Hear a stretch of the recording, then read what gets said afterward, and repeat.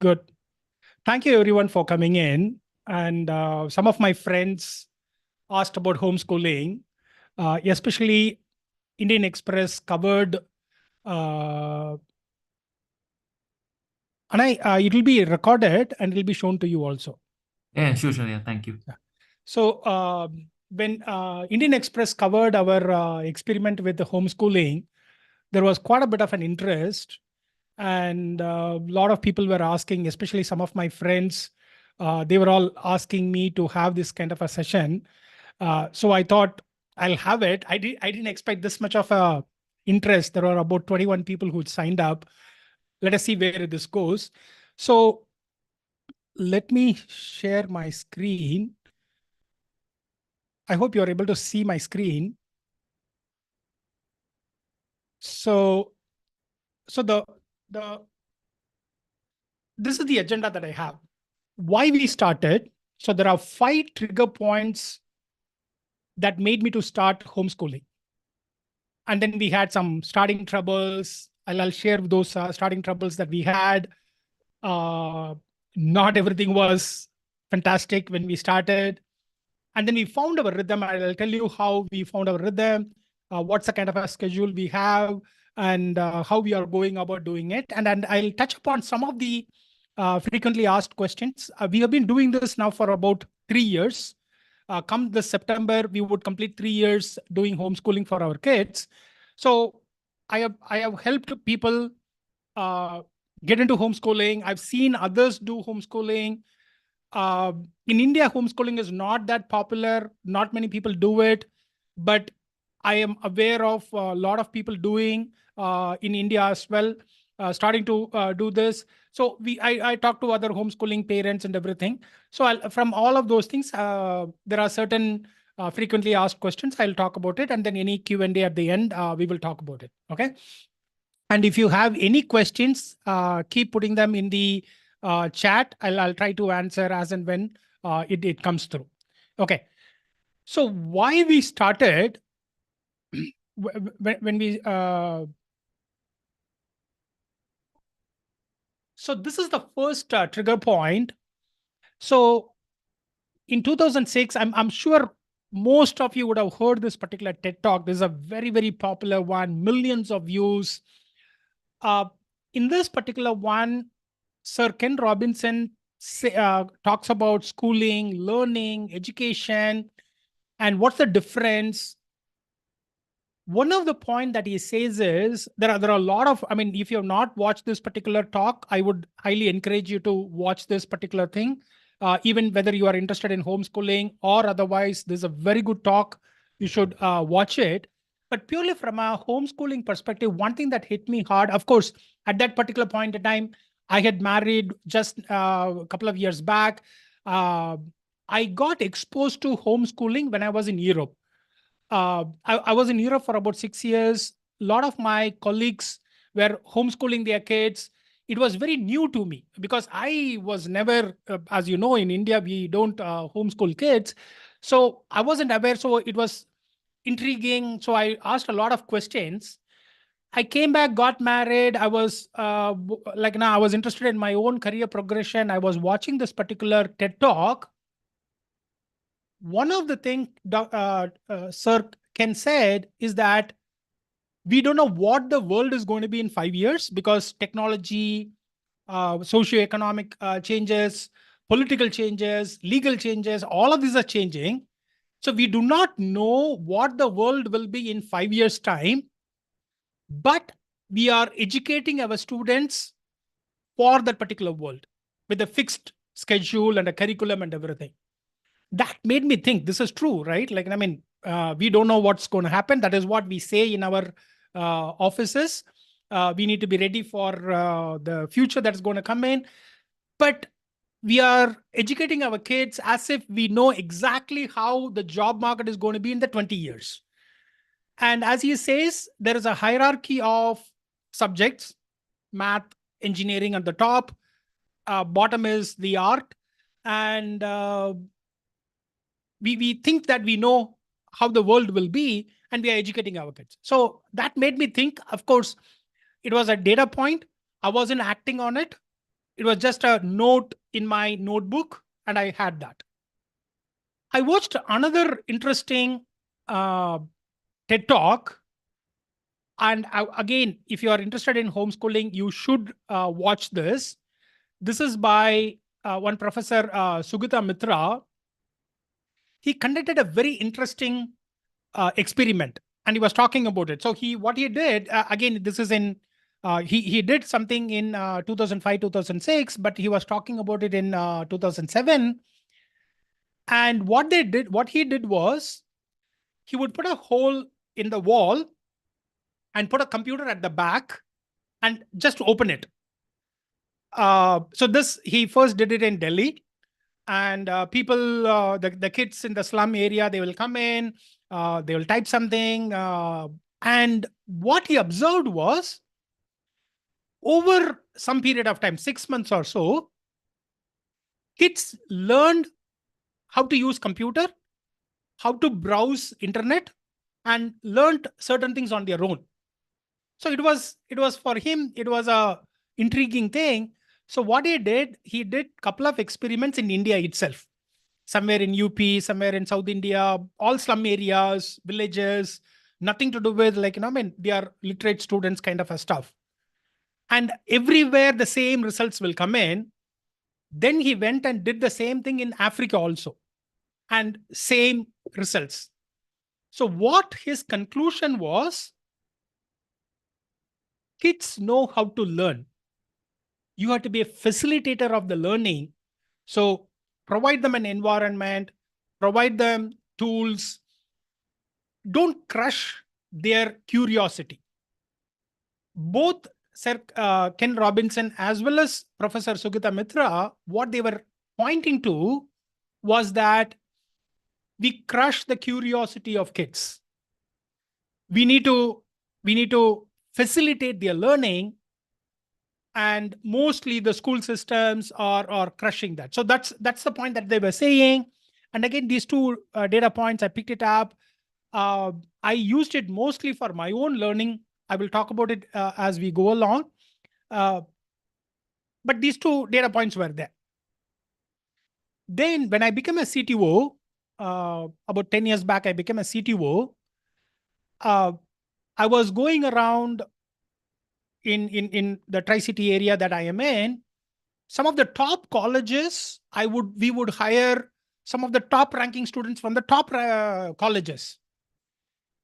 We will get them, and this, I'm sure, in your own offices, if you are involved in employment or any industry academia partnership, you would have noticed it, is that you would hire them for 6 months. You will put them through a training, because the freshers don't know how the industry works. It could be because in our case, I work in software industry. So in our case, it could be that they don't know the programming languages that we are doing.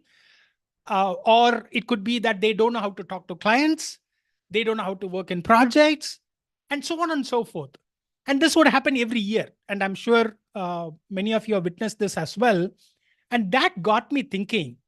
And when I gathered some of the data points, the reason it was, again, data point for me was, when I graduated in 94, this campus hiring was not there, at least in the colleges that I was studying. The campus hiring was not a phenomena. So, and also I became an independent consultant almost straight after I graduated out of college. So this campus go hire from the college, but put them through internship, the 6 months of training. And sometimes what I've also noticed is, you can't put them, or companies do not put them, the freshers, into real projects, at least for say 2 years. And when I started calculating and I was asking myself, if I was the parent of that particular student, I have put them through approximately about 20 years of schooling plus college and all of those kinds of stuff. And I've spent almost like 20 lakhs. Uh, I know now it might be more, and I'm not even talking about the tier one schools in terms of expenses, like say for example, IBs and so on and so forth. I'm talking about normal schools which I would have access to. So I spend about 20 lakhs for a kid and about 20 years. And what I'm hearing from the companies is that you are no good.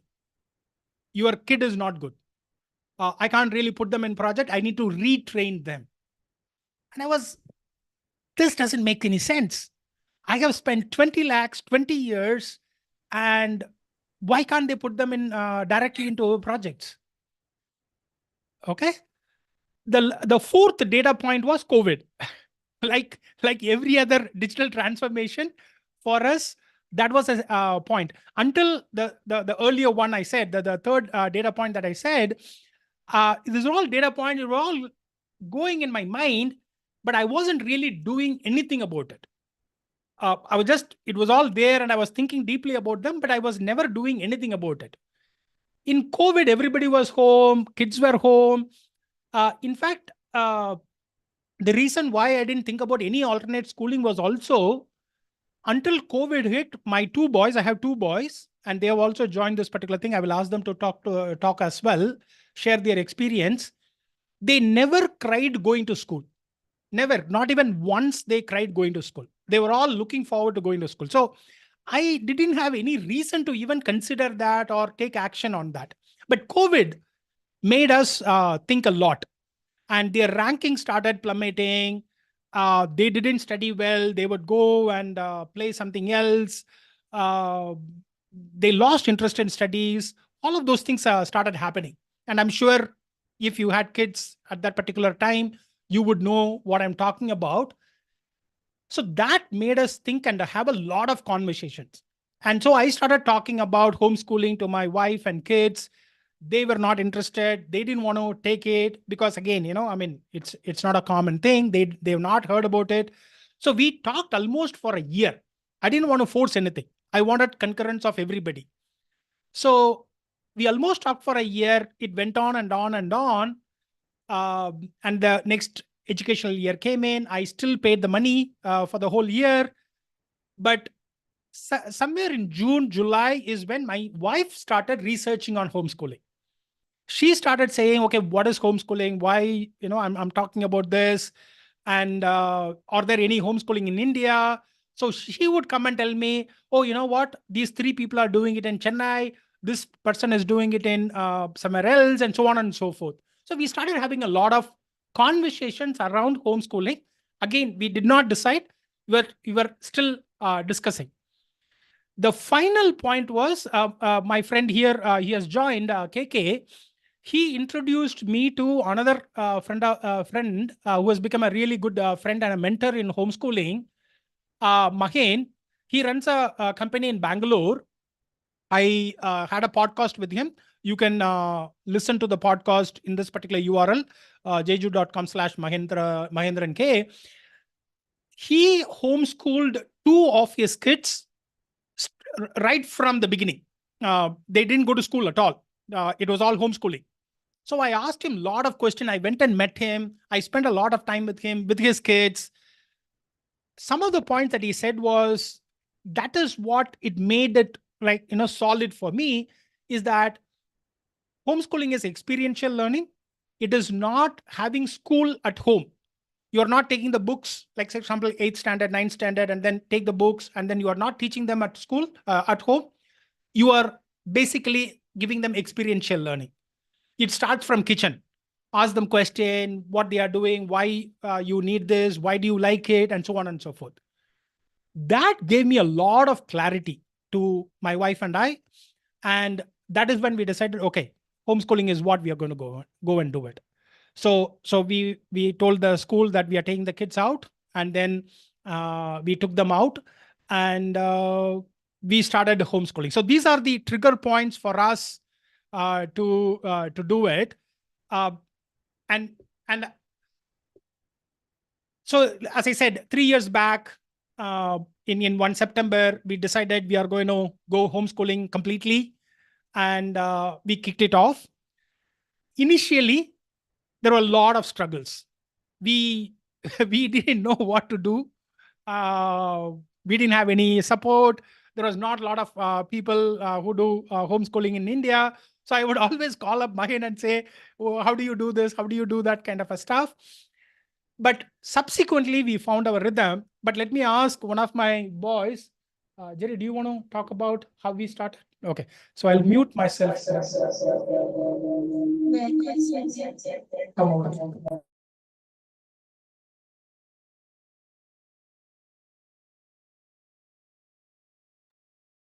So he will tell you about how we started off. So for in the early days, it was very hard for us because, or rather for me, because it was very hard for the getting used to doing it at home. Like when I used to go to school by offline school, you go, you do whatever you have to do there, you come back, you do whatever you want. I mean, you have to do the homework, but otherwise you can do whatever you want, pretty much. But in homeschooling, since everything itself is at home, it's hard to get into the schedule of doing things at home. I would just go do whatever I want because it's home, and I still struggle with that now, but it's comparatively gotten a lot less. And Like if I have to do something, I take 1 hour instead of doing it in 30 minutes. So it gets very delayed, I get distracted, and that was one of the struggles of early days. And mainly that, and I wouldn't keep my responsibilities and I wouldn't do it right. And that's mainly how my early days felt. But I was still going for homeschooling. I still really liked it compared to school. Let me know if you have any questions before we go to the next section. Uh, any questions, if you have, you can unmute and you can ask. KK, you talked about, I think you were 10, Jerry, when we started homeschooling. And Josh was 13 when we started homeschooling for both of them. As I said, they went to school, they never cried. Uh, they went on really well initially. Do you have any questions before I move to the next section? Yeah, so both of you are working, is it? Husband and wife? No, I work. Again, when we talk about should you do homeschooling, I'll talk about it. Probably mine is KK is here. He will say, I mean, I use a word, probably I'm lucky. See, I only work 3 days a week. Uh, it's not that other days, I mean, I do other things. So I only work 3 days a week. My wife is the chief operational officer at home. Uh, so yeah, I hope I have answered your question, Deepak. Yeah, I mean, on the surface of it, probably you might have throw a more little clarity, but on the surface of it, this looks like something that can be experimented or done by only well-off people, is it? Or how do the poor Okay, or I'll rather talk the about, lower class who are yeah, yeah. struggling with? So this is a question I get often. So I'll talk about all of the FAQs also, frequently asked questions. Uh, if you have to consider homeschooling, first and foremost is what you need to consider is, have you done anything contrarian to the society's expectations? Anything at all? Because a lot of times what people think is homeschooling is all about both parents have to be there, all of those kinds of stuff. That is not really true. And I will address that particular point. The thing is, if you have not done anything contrarian to what the society ways is, you will fail. The reason is there is going to be a tremendous pressure on you because your parents are going to say, your neighbors are going to say, your friends are going to say, your colleagues are going to say, what are you doing? You are an idiot. This is a stupid thing to do. This is not the right way to do. You are spoiling your kids' life. So there's going to be tremendous pressure on you to conform to the society. For me, I didn't realize it. Again, a lot of people asked me in this last 3 years. So that is when I kind of thought about why I was okay with it and others are not. See, for me, I dropped my caste name from my name much earlier. Even though our marriage is an arranged marriage, we had a registered marriage with a Christian and a Hindu signing as a witness. I only work 3 days a week, not full days. That again, it was my choice, not because I was forced to do it. The reason was also more to do with parenting. The thing is, you only have 15 summers with your kids. After 15 summers, they fly away. So I want to spend as much time as possible in the early days of their growth. So I chose to do only 3 days a week. So on and so forth. There's quite a bit of contrarian things that I did. So for me, homeschooling felt very normal. I didn't feel any burden. But in the last 3 years, I've been in touch with people who started it and then went off. The reason is also this particular reason that the reason is also is that there is a tremendous pressure and people just give up. They cannot take up that particular thing. So that's the first thing that you need to understand. Second, coming to this particular thing, are there any platforms in India? There are groups in Bangalore, especially. It happens in Kaban Park. There are people who used to meet. Now I think because of so many changes that has happened, they don't. But there are groups that are there. There are YouTube channels which are talking about homeschooling. There's a lot of religious bent in many of these homeschooling activities. But that's okay. Like, I mean, you can learn many other things from them. And there are gatherings also. Once a year in Rajasthan, there are certain gatherings that are happening. Again, it is with a religious bent. If you disregard that, you can go and join. So so there are things that are happening in India for those kinds of stuff. Now coming to the question that Deepak asked, it is not about the money. One, it is about mindset. But two, there has to be, like, I work from home. I know there are a lot of people, may not be to the level of CTO or whatsoever. There are people who are working here for American clients. So they are working from home. There are people, I am aware, again, in the last 3 years, I've been doing a lot of study and discussions and so on and so forth. So I know a lot of people who are working for companies like WordPress or any of those companies sitting in Madurai. So you can, so there are a lot of people like that. They may not be very rich, very wealthy, but they can afford. They have the time, they have the intention, and they can do it. And I'll tell you how our rhythm is. I think you will be able to do that. The other question that comes in is, can I also go to school and do some part of this homeschooling? My answer is, these two are very different mindset. So it is like, oil and milk, oil and water, probably. You cannot really mix them. It will only give you a lot of troubles, because in homeschooling, you are telling your kids to take responsibility. If you go to school, if you see, for 21 years, they will tell you to shut up. Don't speak. Don't give your views. There is only one right answer. And it is a zero-sum game. Basically, only one person can take, the first rank. It's always a zero-sum game. But corporate life is not like that. In corporate life, you come in immediately. What do you say? Express your opinions. Let's all join as a team and do something. And it's always a win-win negotiation that we do, and so on and so forth. So there's quite a bit of difference in mindset between homeschooling and going to school. So there will be a lot of conflict if you actually try to do it. But there are ways you can test out waters, and then you can kind of take that particular step as you go along.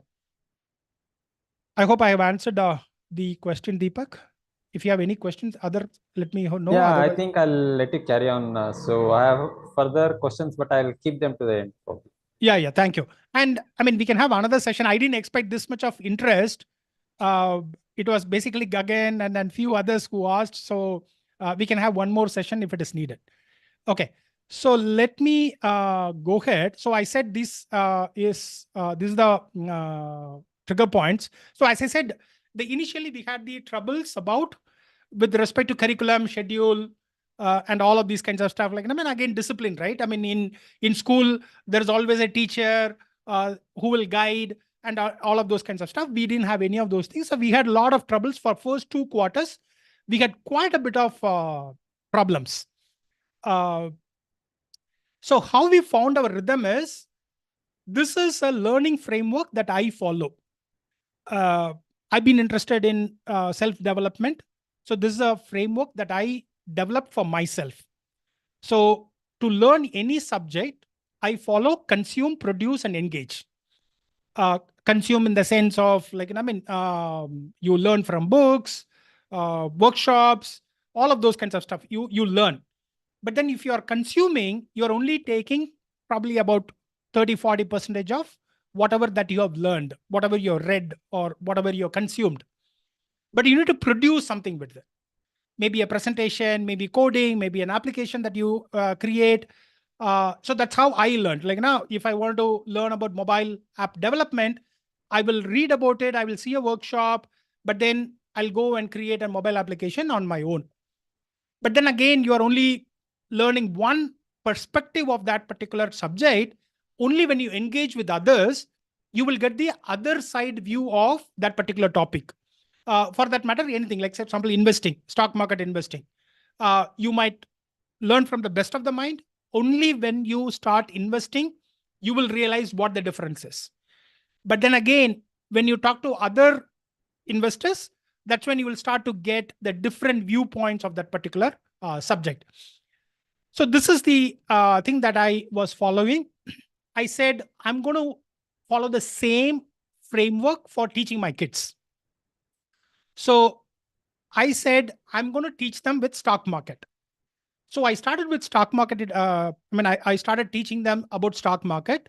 You might be wondering, it is so materialistic to talk about stock market. But the reason was, the way I see stock market, and even now I see that stock market is, it's a portal to everything that you need to learn in life. First thing, math skills, right? You need to know if a stock increases by 10%, what does it mean? So you need to have a ratio and all of those kinds of math skills. Then also financial skills. What is return on capital? What is capital? How do you deploy capital? All of those financial skills. Then the management skills. How do you deploy capital efficiency? What is sales? How do you increase sales? How do you increase marketing? So all of that management skills will come in. Then when you get into stock market, you will analyze a lot of industries. At one level, most of the industries are same. Say, for example, aerospace could be same as IT services companies to pharma, in a sense of, there is capital that is deployed, that capital has to be increased, and there is a return, there is a shareholders. You either give them dividends or you reinvest it. So in that particular sense, it's all the same, but each industry has their own nuances. So you will learn about industries. So these are all about the industry and the company itself. But then there is also self part of it. You need to have discipline. You need to have patience over a very, very long period of time. So compounding works only if you are patient. And then your own psychology. Can you be greedy when everybody is afraid? Can you be cautious when everybody is greedy? And so on and so forth. So a lot of psychology is involved. And then also how people behave in a group. So that also comes in. So I said, if I would teach them stock market principles, then they will learn everything that they need to learn. So this is my plan, and it is at least so far it is going according to the plan. As I said, I will have to spend about 20 lakhs to educate a kid. Again, homeschooling is not about being cheap or any other aspect of it. So what I'm doing is, we go for industry visits. I'll talk about it in a minute. So I spend quite a bit of money. So the idea is, I take 10 lakhs out of, like, I have 2 kids, 10 lakhs for each of the kid. I put them in a compounding, mutual fund. And then 10 lakhs I spend on teaching them. And when they become 21, 22, there is enough of corpus for them, but they have also learned to be on their own because of whatever I have taught them and whatever they learn by different means. So then they have a cushion. they have a net, and they can also know enough to do things. So that's the idea that I started with. So as I said, initially I had some difficulty in putting the schedule, and then finally we arrived at this. I'll ask my elder son to talk for a while about the schedule that we have. Josh, do you want to talk about it, the schedule? Yeah, sure. So our daily schedule, we wake up at around, I wake up before 6:30. My brother wakes up a bit after that. And then we make our bed. And after making our bed, we get ready to exercise, which is first activity. It was also one of what I really like. So I really focus on that. So in 2 months, I did 15 pull-ups and so on. I'm still trying to get better at exercising. After exercising, we practice guitar for a while, and then we eat breakfast, and then the practicing guitar still goes on. We sometimes send videos to our tutor as well. I am practicing for Trinity, which is a examination for guitar. So I have to practice for that as well in this 1 hour. After that, we usually just write essays. This is our daily essays. We write on various topics, and this is just for practice. And I, after writing essays, I study for NIOS. It's open schooling by the government, and it's that 2 months later there's exams. So I study around 2 chapters per day. After that, we have lunch, and then comes our productive time where we research for videos. We actually edit and post the videos. We write blog and sometimes other stuff as well. This usually happens in around 2 hours. And after that, we just take a break and we do whatever we like for 1 hour. It's like our free time. We sometimes watch stuff, or we sometimes play.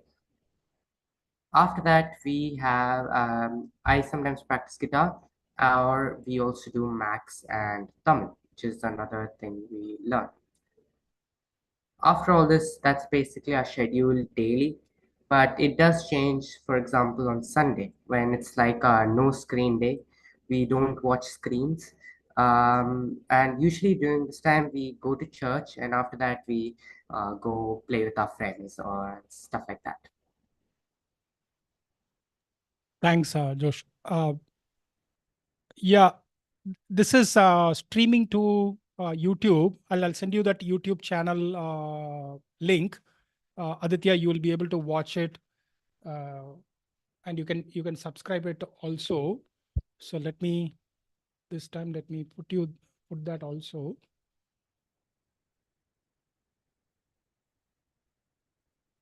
So you can subscribe to this particular channel. That's my channel. You can subscribe. So as Josh talked about, let me come back. Okay, so this is our schedule. He already talked about the schedule, so I'm going to skip this particular thing. Yeah, KK, thank you. In fact, Josh, you forgot this. You're right, KK. So what we also do is we go out every week. There are plenty of restaurants in Panchkula. Really nice restaurants. Panchkula, Chandigarh, we love going out. So we spend almost like 4 hours reading books. So each of us will take some books. I mean, including my wife, we'll go there. Sometimes it is lunch, so probably it is only 1 hour that we can read. But sometimes we'll go by 4 o'clock or something like that, and 6, 7 we will be there, and then we will read books. Sometimes, I mean, both the boys usually they read novels, but there are times they will read other things also. So my boys have finished.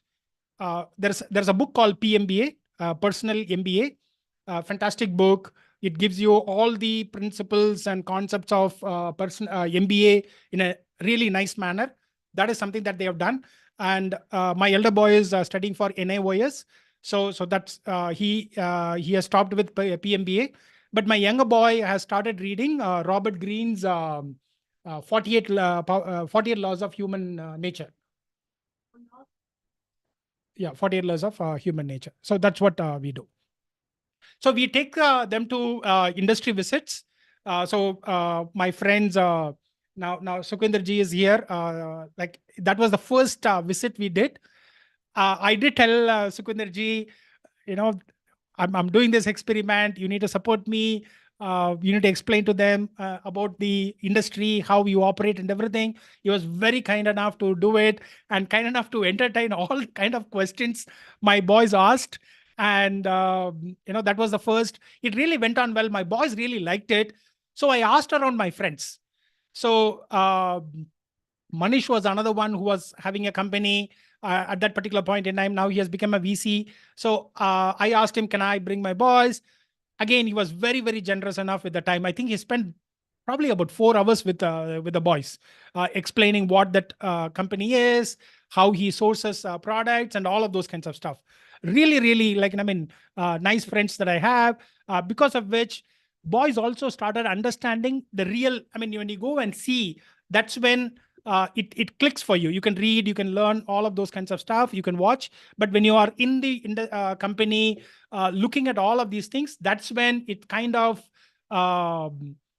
hits you. So they did that, and after that we have done quite a lot of industry visits. Sometimes I just write to people and then ask. Sometimes I ask a friend of a friend. So they have gone to a bank, they have gone to a furniture shop, they have gone to a farm, dairy farm, and my elder one drank milk straight out of a cow, and he still talks about that. So all of those things have happened. That has really solidified what they are learning. And as I said, consume, produce, and engage, right? So produce is they write, they create videos. As Josh was talking, uh, almost 3-4 days of a week, they focus on creating things. So this is their YouTube channel. Again, you can I would hope that you would subscribe. But again, it's up to you.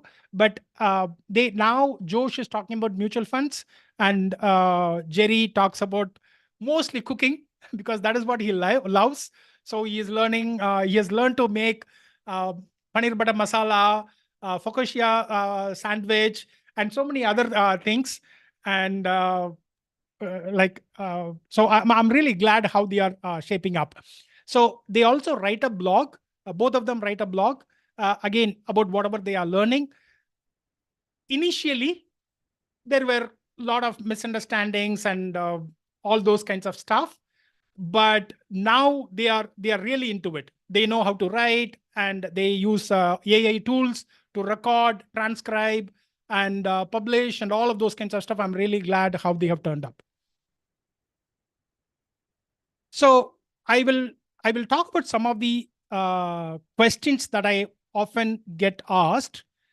So Akash, one of the thing is, so there are primarily I am only focusing on as I said, the stock market and all the other things that comes out of that stock market, right? So math, finance skills, psychology, and so on and so forth. So at one point in time, now Josh is preparing for NIOS, which is equivalent of that CBSE, but for 10th standard. But before that, he used to analyze stocks. So if you go to that particular site, you will see that he has analyzed. Let me bring that in, and I will show you.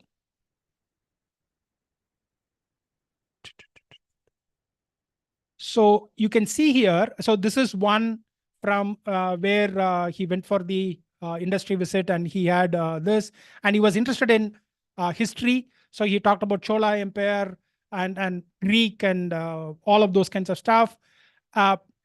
And somewhere down, he analyzed Infosys as a company, as a stock. So they analyzed Coal India, NMDC. So you can see here NMDC, my NMDC analysis, and they analyzed NMDC, Infosys, and Coal India. So they analyze, they talk about all of those kinds of like things and everything. So I'm glad how they have turned up. Again, consume, produce, and engage. Engage is where they go and meet people. So whenever I go for some talks, I take them along. Whether it is a company or an university, I take them along. I ask permission. Mostly people are okay. Sometimes people might say no, but mostly people are okay. So they get to talk to people. Uh, so some of the question is, one is that do I have? How will they go to college? My idea, at least as of now, is not to go for college. I don't have the intention as of now to send them to college. Again, things might change. My intention is, and that is the trend that I also see, is that companies are not going to hire because of degrees. And as you would know already, there is a degree inflation happening in our country as well as world over as well. What needed BE now needs MTech. What needed MTech needs PhD, and PhD people with PhD degrees are applying for Pune job. So there's a huge degree inflation is happening, but they will go with portfolio. This is the example that I always give. Yeah, Aditya, you have a point. I'm going to come to that. Like the example that I give is, say for example, you go to Taj Mahal, like, or any other tourist place. Also, you go there, and somebody approaches you and says, with a camera, and says, "Okay, hire me to take photos of you." But somebody else comes in with a photo book and he says, "Sir, these are the photos I have taken. Look at those photos and hire me." I'm sure you are going to hire the second person. So you need to have portfolio, and that is what I'm creating on the videos as YouTube channel as well as with the blogs. That's what I'm creating for the boys. That's a portfolio that they have. As and when there would be a time for them to go for some form of employment, they would have the portfolio, and I will go to somebody and then ask for it. uh, but then my point is also, probably they will be internship, and then they will move on to an entrepreneurship or some form of entrepreneurship under somebody. But that is what my point is. So I'm not planning to go for colleges. Aditya, as you rightly asked, if it is any of the professional ones, CA, um, CA also, I think you can do if you do a BCom, but law, medicine, I don't think you can do if you do NIOS and other things. So that is ruled out. So I am not planning to send my kids to that. If you have intention of those things, probably you need to still go with the regular schooling, because I don't think law and medicine and even engineering, I don't think they take NIOS as this. Bharti, I don't know. Maybe if you are you are right. Uh, anyway, my intention is not to go to college at all. So that's the point. So that's one. Two, a lot of people ask a question about social skills. Oh, they are in school. They are not going to school. They don't meet people, and so on and so forth. I'm going to Josh. Do you want to answer that question? Yes, about. Social skills. Do you mingle with others? Yeah. Depending on our we don't really feel lonely or anything. That I already said. We go and meet friends on Sunday, and we spend like the whole day with them. And I also talk to my cousin sister a lot and play with her online. So we don't feel lonely. But about networking and like improving our social skills, our father takes us to these events, like any event it may be. When he finds the chance, he takes us there and just asks us to go and talk to some people. Like maybe it could be a college he's giving a talk in, or it could be a school he's giving a talk in, and other events as well like that. We go there and he just asked me to go in and talk to some people, and that's how we improve our social skills, and we already have a friend. So yeah. Thanks, Josh. So the point is, a lot of times what we think is in school they meet a lot of people. It is yes and no. There's a lot of bullying and that happens in school as well. I've been through school, so I know what it has. Uh, one of the I didn't realize it earlier, but one of the things that I've seen is my boys are not hesitant to talk to elderly people, the CEOs, VPs. They don't have any hesitation or inhibition because nobody told them you cannot talk to them. Because in school and everything, you are like, oh, you can't talk to the principal, madam, you cannot talk to this, you cannot talk to elders. And even in society, that's what we say. You cannot really talk back, you cannot do this and all of that kind of a stuff. Because I take them to industry visits and they talk to the CEOs directly, they don't have any inhibition at all because nobody has told them that you cannot talk to them. So they are able to strike a conversation with all of these people very, very easily.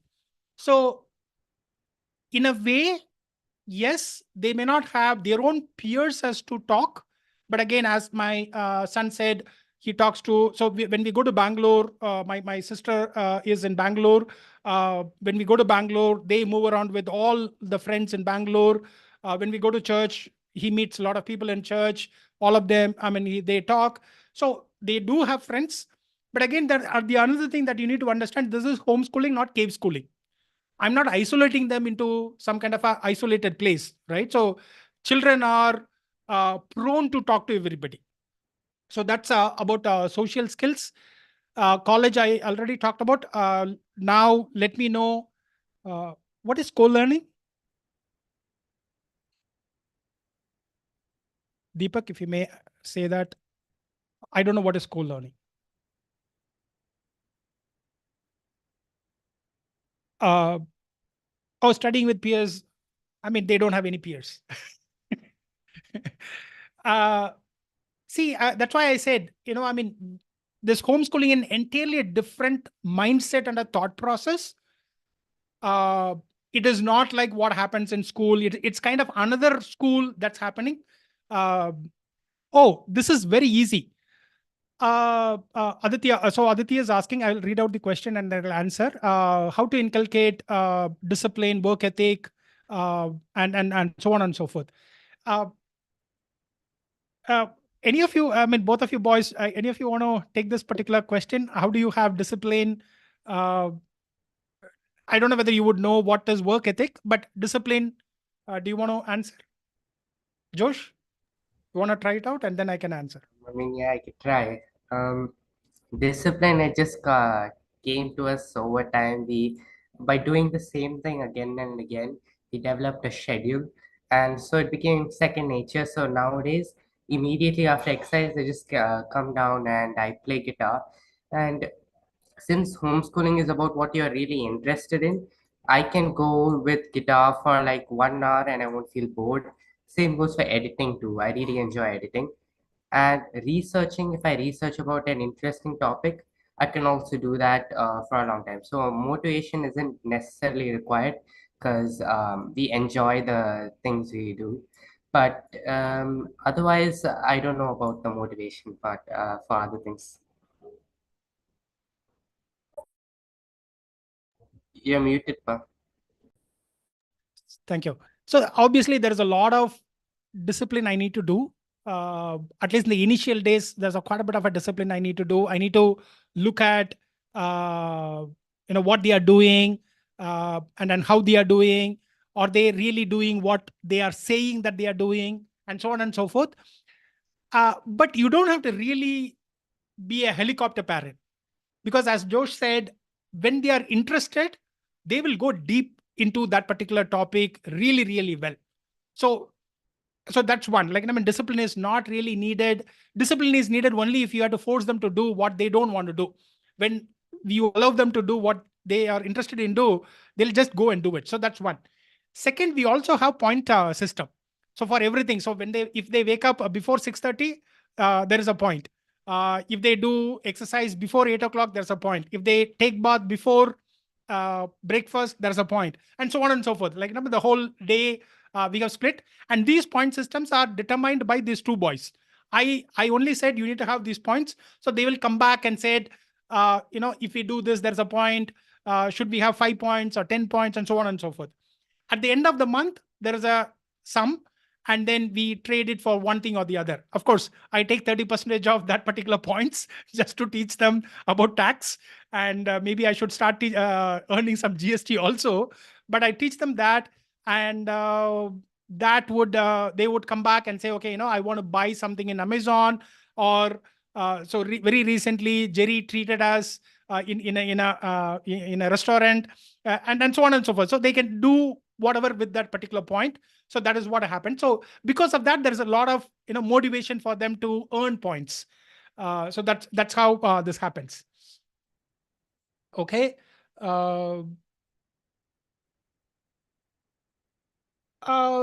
Uniqueness. As I said, Aditya, probably it comes naturally to me. It was not that I have an intention of, I need to be unique, I want to stand out, but probably there is a critical thinking that I have developed, and I have this contrarian thinking most of the time. So it comes naturally, and then probably I have passed on that particular gene to the kids also. So far, I have not seen any negative effects of it. Again, please understand. Let me towards the end. Let me as we are coming to the end, let me say this. I am a homeschooling enthusiast, but I'm not a homeschooling evangelist. What I mean by that is, I have seen the effects of homeschooling. I would gladly talk to anybody about homeschooling. I can give all my inputs to homeschooling to anybody, and I can talk for hours about it. I can go into the details of all the different aspects of homeschooling, but I cannot tell you you should do homeschooling, because it is very contextual. As I have said, probably I'm a lot more lucky in a sense that of who I am, the character, the personality, the contrarian thinking, and I've done that as a second nature, and so on and so forth. Again, I chose to work only 3 days a week. I don't have any intention of being a millionaire in the graveyard. I'm okay with as long as there is a house and food and dress to wear. We are okay. We want to be good citizens. We enjoy our life. We travel to places. As long as that is there, I am okay with that. So that's my thinking. Again, it may not be the case. Again, I am far away from my family. So the pressures of, there is a niece's wedding, so you need to go there, and all of those pressures are not there. And when you are going in that particular functions, there is also, your boys are not studying. Oh, what a pity. So all of that comments I'm not getting. So again, I am I'm a lot more contextual in that particular sense. It may not be the case for you. So you need to choose. But if the question is, can anybody try homeschooling? Absolutely, yes. I do not have any doubt at all that anybody can do homeschooling.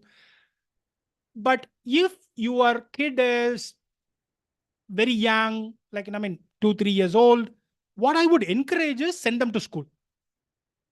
Let them learn the schooling, how school is and all of those kinds of stuff. For you also, you can learn.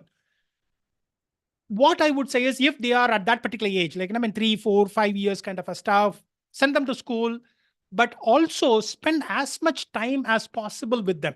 When I say that, say for example, you're going to a shopping, take the kid with you and introduce them to all the vegetables, all the chocolates, whatever, everything there. Tell them about the price. Should we buy it? Involve them in that particular decision making, and see whether how the kid is responding, how you are able to do it. That would be a good starting point for that. If your kid is already going to school, maybe fourth standard, fifth standard kind of a stuff, then what I would say is, again, breakfast is the time that you can spend with your kid to kind of either breakfast or dinner. Ask about what they studied and all of those kinds of stuff. What I see is, we are all very busy and we are all very tired, and the kid is also busy and tired because of the schooling and the homework and all of that kind of a stuff, and we all sit in front of a TV. But rather sit in the dining table, talk about the day that it went, ask questions, talk about all of those things. Now Olympics is going on, why this particular game you like, what is that game? So try to have a conversation and see how the kid is responding. And if you really like that particular interaction, maybe you can take it further and then you can try. And let me finish with this. Homeschooling is not a one-way door. I researched a lot. Is it like if I go into homeschooling, everything else will be shut? Homeschooling is not a one-way door. As I said, the max you will lose is probably a year. You can go back to that school. That's one. Two, you can apply for NIOS, as Bharati put it in the chat. NIOS is also by Government of India, which is equivalent to any other CBSE or any other board. And you can pass for 10th standard and 12th standard also, and then join any other college or any other aspect of it, right? And you have physics, maths, everything is there. My son has taken non-STEM courses, subjects, but if you want, you can take that. You can go to school. There are schools for that, private schools. You can do that also. So it is not a one-way door. It's a two-way door. You can go back if you want. So that's all I would say. Again, thank you so much. I have time. I'll be hanging around. If you have any questions, I'll be happy to answer as well. Thank you very much. I will stop the live stream.